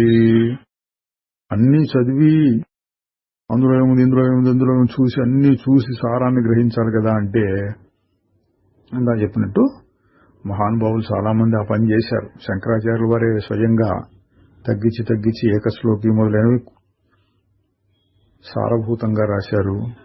ఇంకా కావాలంటే చాలదంటే 5 శ్లోకాలు 10 శ్లోకాలు చదువుకోవచ్చు, 100 శ్లోకాలు చదువుకోవచ్చు, చాలు అంతా. అదేవిధంగా ఇంకా చాలా మంది మహాత్ములు, రామకృష్ణ పరమహంస, వివేకానంద మొదలైన వాళ్ళు సారభూతమైన దాన్ని తీసుకొచ్చి చెప్పారు మనకి. రమణ మహర్షి గారు కూడా ఇంకా బాగా సారభూతమైన దాన్ని తగ్గించి 1-2 మాటలు, నేనెవరు తెలుసుకో, మనస్సు మూలాన్ని వెదకు, ఊరకుండు, ఇట్లాంటి చిన్న చిన్న మాటలతో చెప్పవలసిన విషయాన్ని చెప్పారు. సాధకులు, ముముక్షువులు నాకు ప్రయోజనం కలగాలి ఈ విద్య వలన అని కోరుకునే వారికి ఇప్పుడు చెప్పిన సూత్ర భాష్యం మొదలైనవి అవసరం లేదు. తరువాత సంభాషణ 578 మహర్షి గారు చెప్తున్నారు. ఇక్కడికొచ్చి కొంతమంది తమ గురించి అడగకుండా జ్ఞానులు, జీవన్ముక్త స్థితిలో ఉన్నవారు ఈ ప్రపంచాన్ని మనలాగే చూస్తూ ఉంటారా? జ్ఞానులకు కర్మ అంటుతుందా? ఇటువంటి ప్రశ్నలు వేస్తూ ఉంటారు. అంటే ఏంటి? ఇందాక ఒక ప్రశ్న వచ్చింది చూడండి, కామక్రోధాలను ఎట్లా జయించాలి? అవి తనకున్న సమస్యను తాను అడిగినట్టు బాగుంటుంది. అట్లా కాకుండా జ్ఞానికి కర్మ అంటుతుందా, అంటదా? ప్రపంచం కనపడుతుందా, కనపడదా? అతడు కూడా మనలాగానే సుఖదుఖాలు పడుతూ ఉంటాడా అని జ్ఞాని యొక్క స్థితిని గురించి అడుగుతూ ఉంటారు అన్నారు మహర్షి గారు. ఇంకా చెప్తున్నారు, శరీరం వదిలిన తర్వాత మోక్షం ఎలా ఉంటుంది? శరీరం పోయిన తర్వాత మాత్రమే మోక్షం వస్తుందా, లేక శరీరంలో ఉన్నప్పుడు కూడా ఆ మోక్షం అనేదాన్ని చెప్పవచ్చునా? జ్ఞాని యొక్క శరీరం కాంతిలో కలిసిపోతుందా, లేక మరేదైనా ఇతర విధంగా అదృశ్యమైపోతుందా? ఈ శరీరాన్ని ఇక్కడే వదిలేసి అది శవం అయిపోయిన తర్వాత అతనికి మోక్షం ఉంటుందా? ఇవన్నీ రకరకాల ప్రశ్నలండి. ఏంటంటే జ్ఞాని ఎట్లా శరీరాన్ని వదులుతాడు? ఎందుకంటే కొన్ని కథలు కనపడుతూ ఉంటాయి. ఫలానా ఆయనకి విమానం వచ్చి వైకుంఠాన్ని తీసుకెళ్ళింది, ఫలానా ఆయన అందరూ చూస్తూ ఉండగానే ఆ శరీరం అట్లా పెద్ద కాంతిలాగా అయిపోయి తర్వాత కనపడకుండా గాలిలో కలిసిపోయింది, ఆకాశంలో కలిసిపోయింది. ఇటువంటి కథలు అక్కడక్కడ వస్తూ ఉంటాయి జ్ఞానుల గురించి. దాని గురించిన ప్రశ్నలు అడుగుతుంటాడు. అతను ఎట్లా ఉంటాడు, ఎట్లా మోక్షం వస్తుంది, ఏ విధంగా ఈ శరీరాన్ని వదిలేస్తాడు, ఏది సరి అయిన పద్ధతి ఇందులో, ఇట్లాంటివి అడుగుతూ ఉంటారు. వాటిని మహర్షి గారు కొద్దిగా ప్రస్తావించారు. అంటున్నారు, ఇటువంటి ప్రశ్నలకి అంతం ఉండదు. వీటన్నిటినీ గురించి పట్టించుకుని బాధపడటం ఎందుకు? ఇవన్నీ తెలుసుకుంటేనే మోక్షం వస్తుందా? కాబట్టి నేను వాళ్ళకి చెప్పేది ఏంటంటే, మోక్షం అనే దాని గురించి వదిలేసాయి. అసలు బంధం ఉన్నదా ఇది తెలుసుకో. మొదట నీ సంగతి నువ్వు చూసుకో, అదే ముఖ్యం అని మహర్షి గారు తన పద్ధతిని చెప్పారు. జ్ఞానిని గురించిన ప్రశ్న అనవసరం, నీ సంగతి నువ్వు చూసుకో, అది సారాంశం. తరువాత 1938 నవంబర్ 17 సంభాషణ 580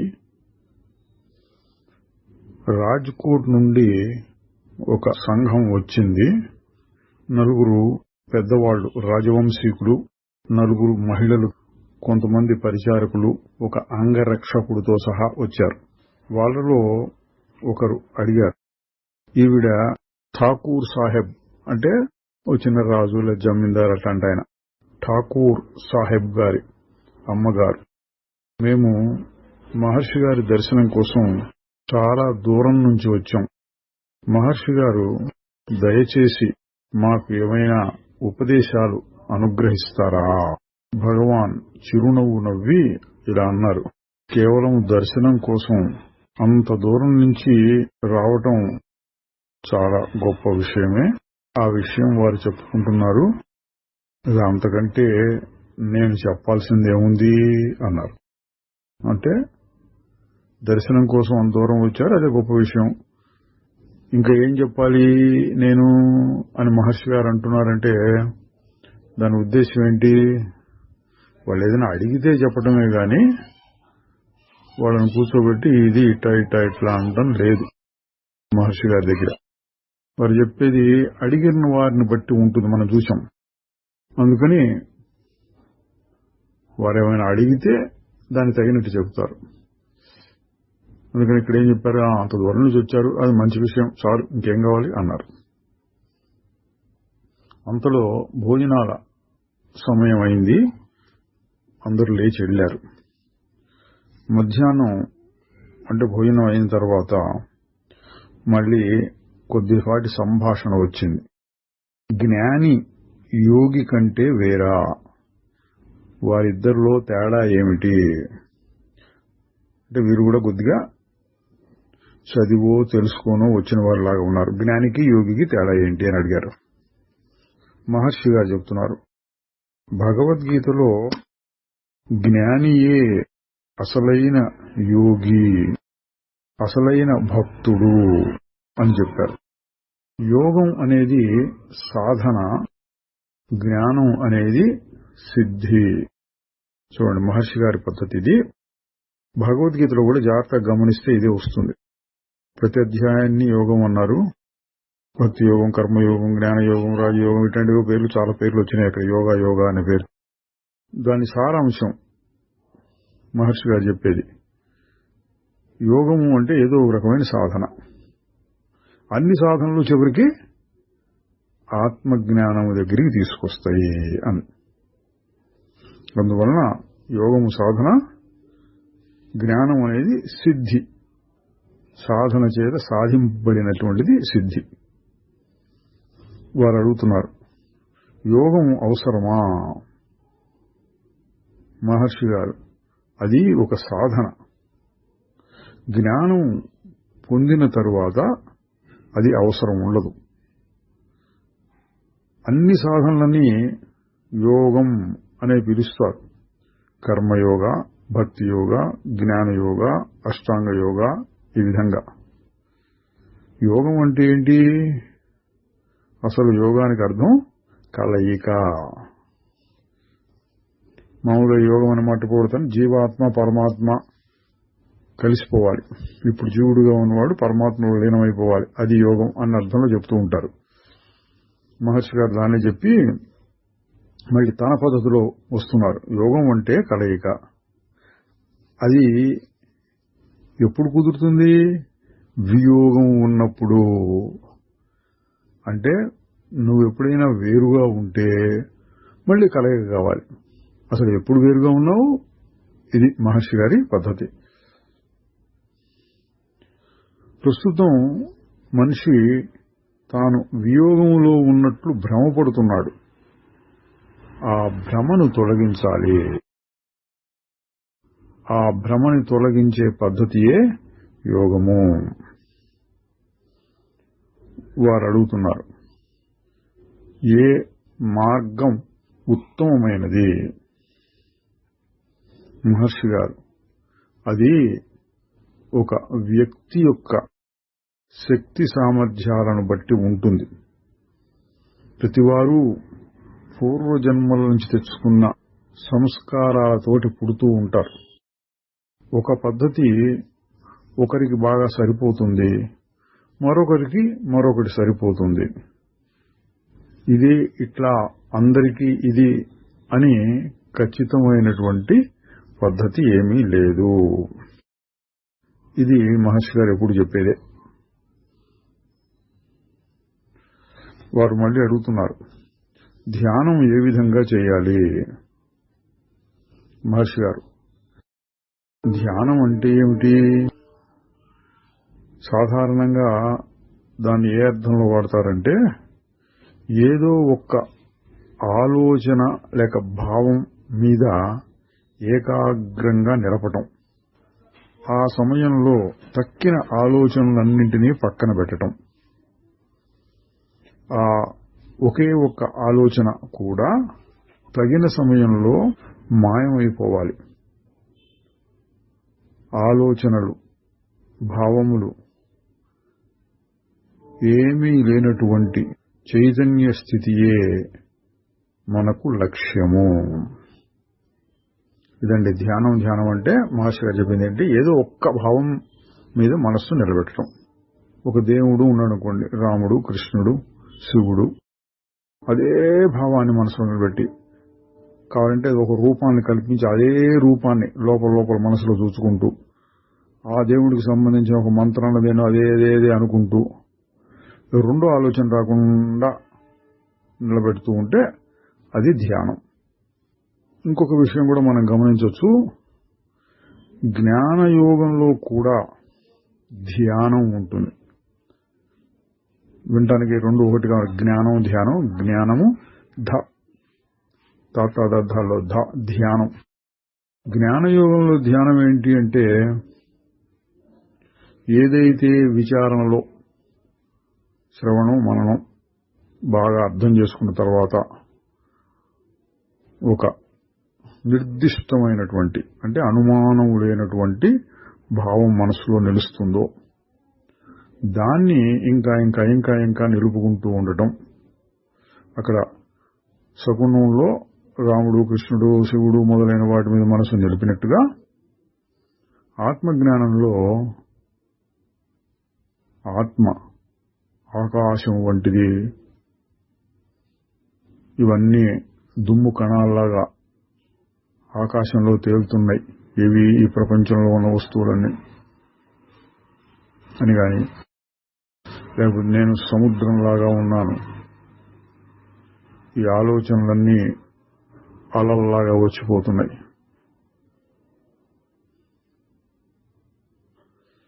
నేను ఈ శరీరం కాదు, శరీరం లోపల నుంచి బయటకు వచ్చి అట్టట వ్యాపించి వ్యాపించి వ్యాపించి ఆకాశంలాగా అయిపోయాను, ఈ శరీరం శూన్యమైపోయింది. ఇటువంటివేవో కొన్ని భావాలు పెట్టుకుని దాన్నే నడుపుతూ ఉంటారు. ఇది జ్ఞానయోగానికి సంబంధించిన ధ్యానం. శుద్ధమైనటువంటి జ్ఞానం విచారణ. అంటే నేనెవరు అని ఆలోచిస్తూ ఉండగా దానంతటది ఆగిపోయి తన స్వరూపం ఒక మెరుపులాగా అనుభవానికి వస్తుంది. అది శుద్ధ జ్ఞానం లేక విచారణ. దాన్ని అనుసరించి దానికి వ్యతిరేకం కాకుండా దానికి సమర్థిస్తున్నట్టుగా ఉండేటటువంటి ధ్యానాలను కూడా జ్ఞానయోగంలో అనుమతిస్తారు. చేయొచ్చు, అట్లా కూడా చేయొచ్చు.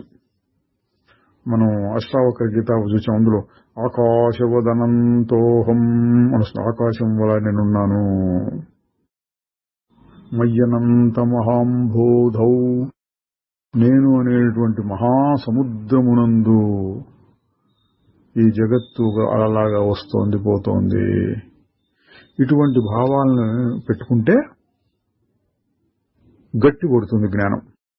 ఇక్కడ 3 విషయాలు వచ్చినాయి, గమనించాలి. ఒకటి, శుద్ధమైన జ్ఞానం విచారణ. నేనెవరు సమాధానం మనం చెప్పకూడదు. నేనెవరు అని ఆలోచిస్తూ ఉండగా మనస్సు ఆగిపోయి సమాధానం తనకే స్ఫురిస్తుంది. అది విచారణ. రెండవది ఏంటి, శ్రవణము మననంలో ఓహో ఇది కదా ఇట్లా కదా అని బాగా అర్థం చేసుకుని ఇంకా అనుమానం ఏం లేనప్పుడు దానికి తగినట్లుగా ఒక భావాన్ని మనసులో ఏర్పరచుకుని అదే భావాన్ని మళ్ళీ నిలబెట్టుకుంటూ ఉంటే ఆకాశంలాగా ఉన్నాను, సముద్రంలాగా ఉన్నాను, అసంగుణ్ణై ఉన్నాను, నాకేమీ అంటటం లేదు, ఇటువంటి భావాల్ని మనసులో నిలబెట్టుకుంటూ ఉంటే అది ధ్యానం అవుతుంది. ఇక మూడవది, విచారణ జ్ఞానం లేకుండా దాదాపుగా పూర్తిగా నమ్మకం మీద ఆధారపడిన ధ్యానం. ఈ రాముడు, కృష్ణుడు, శివుడు, దుర్గమ్మవారు ఈ రూపం లేకపోతే వారి నామం దాని మీద మనస్సును పెట్టడం, లేదా భూమధ్యస్థానం, హృదయస్థానం, సహస్రారం వీటి మీద దృష్టి పెట్టడం, లోపల ఏవో చక్రాలు ఉంటాయి, నాడులు, వాటి మీద ధ్యానం చేయటం. ఇవి 100,000 రకాలుగా ఉన్నాయి ప్రపంచంలో. ఇందులో కూడా జ్ఞానానికి సంబంధించిన రకం ఉంటుంది. జ్ఞాన మార్గమే, కానీ విచారణ లేకుండా నమ్మకం మీద ఆధారపడింది. ఇట్లా ఉపదేశాలు చేస్తూ ఉంటారు. సోహం, శివోహం, అహం బ్రహ్మాస్మి, ఇట్లాంటివి. నేను ఆ స్వరూపము, నేను అదేను, నేను శుద్ధ చైతన్యము, దీని పెద్ద విచారణ వల్ల కలిగిన అనుభవము ఇవి లేకపోయినా ఒక గురువు గారు చెప్పారనో లేక ఒక శాస్త్రంలో ఉన్నదనో నమ్మకంతో నేనది అనే ధ్యానం ఇది కూడా ఉపయోగిస్తుంది. మళ్ళీ ఇప్పుడు మహర్షి గారు చెప్తున్న దాంట్లోకి వస్తున్నాం. ఏ భావము ఆలోచన లేనటువంటి స్థితిని నిలబెట్టుకోవడమే మనకు లక్ష్యము అని చెప్పారు. వారు మళ్ళీ ప్రశ్న, అహంకారాన్ని తొలగించుకోవడం ఎట్లాగా? మహర్షి గారు, ముందు అహంకారం పట్టుకోవాలి, తర్వాత దాన్ని తీసేయచ్చు. ముందు దాన్ని పట్టుకోండి, తర్వాత ఏం చేయాలో అది తేలికైపోతుంది. ముందు దాన్ని పట్టుకో అంటే ఏంటంటే అర్థం, ఇది అహంకారం అని తెలుసుకోవడం. ముందు అహంకారం అనేది తెలుసుకోవాలి, తర్వాత దాన్ని తీసేయచ్చు. తీసేయడం ఎట్లా చూస్తూ ఉండడమే, అది వస్తుంది పోతుంది మారుతోంది అని దాని అటు చూస్తూ ఉంటే అది లేకుండా పోతుంది. అందులో ముఖ్యమైనది ఏంటి, ఇది అహంకారము అని తెలుసుకో అంటున్నారు. పట్టుకోవడం అంటే అది. అమ్మయ్య ఇప్పుడు హాయిగా ఉందిరా అని అనుకోండి. హాయిగా ఉన్నది అన్నదేవుడు, అందులో అహంకారం ఉంది ఆ మాటలో. కూర్చున్నాను అని అనుకోండి, అందులో నేను కూర్చున్నాను అంటే శరీరం కూర్చుంటే నేను కూర్చున్నాను అంటాడు అహంకారం. ఇట్లా సూక్ష్మంగా ఉంటుంది. కొన్ని సందర్భాల్లో విపరీతమైనటువంటి కామం, క్రోధం, అసూయ, ద్వేషం, గర్వం ఇటువంటి వస్తుంటాయిగా, అప్పుడు స్పష్టంగా తెలుస్తుంది. ఏం లేకపోయినా ఊరుకున్నప్పుడు కూడా ఏంటోగా ఉంది, నాకు అంత బాలేదే అంటే అందులో నేను అనే మాట ఉంది, అహంకారం ఉంది. అది మహర్షి గారు చెప్పింది. ముందు అహంకారాన్ని పట్టుకోండి, తర్వాత తీసేయడం తేలికవుతుంది అన్నారు. ఇదండి, పట్టుకోవడం అన్నా వదిలించుకోవడం అన్నా అంతా తెలుసుకోవడం అన్న దాంట్లోనే ఉంటుంది. ఇది జ్ఞానయోగం అంటే. వారు దాని మీదే మళ్ళీ అడిగారు, దాన్ని ఎట్లా పట్టుకోవడం? మహర్షి గారు, అక్కడ ఏమైనా రెండు అహంకారాలు ఉన్నాయా ఒకదాన్ని ఇంకొకటి పట్టుకోవడానికి అన్నారు. అంటే ఏంటి? అహంకారం, నువ్వు ప్రశ్న వేస్తున్నావు దాన్ని ఎట్లా పట్టుకోవడం అని, ఆ ప్రశ్న వేసేదే అహంకారం. ఆ విధంగా అర్థం చేసుకోవాలి. కానీ అది వేరే ఎక్కడో ఏదో పదార్థం ఉంటుంది, ఏదో దేవుడి విగ్రహం లాగానో ఫలానా భావం లాగానో ఉంటుంది, దాన్ని మహర్షి గారు చెబితే నేను పట్టుకోవాలి, అట్లా కాదు. ప్రశ్న అడిగేది అహంకారం, దాన్ని పట్టుకోవాలి అని మహర్షి గారి అభిప్రాయం. తరువాత నేను దేవుణ్ణి ఏ విధంగా ప్రార్థించాలి?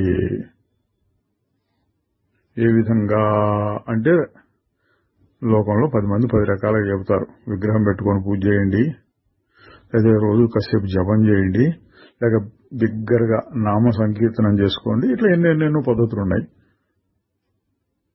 మహర్షి గారి పద్ధతి ఏంటి చెప్తున్నారు? దేవునికి ప్రార్థించేటటువంటి అహంకారం ఉండాలి కదా. ఆ అహంకారం, ఆ నేను అనేది మనకు బాగా సన్నిహితంగా ఉంటుంది, అత్యంత దగ్గరగా ఉంటుంది. దేవుడు ఆ విధంగా ఉన్నట్టు అనిపించదు, ఎక్కడో ఉన్నాడు అనుకుంటారు. అందువలన మనకి ఏది అత్యంత సన్నిహితమో దాన్ని పట్టుకో. ఆ తర్వాత దేవుడు అన్నదాన్ని నిర్ధారించుకుని అవసరమైతే అప్పుడు ప్రార్థించవచ్చు అన్నారు. అంటే మహర్షి గారి పద్ధతి అండి. దేవుణ్ణి ప్రార్థించడానికి కూడా నేను అనేది ఉండాలి కదా. ముందు ఆ నేను తెలుసుకుని తర్వాత కావాలంటే ప్రార్థించుకుందాం, ముందు ఆ నేనెవరో తెలుసుకో అన్నారు. ఓం నమో భగవతే శ్రీరమణాయ చిదానందరూప శివోహం శివో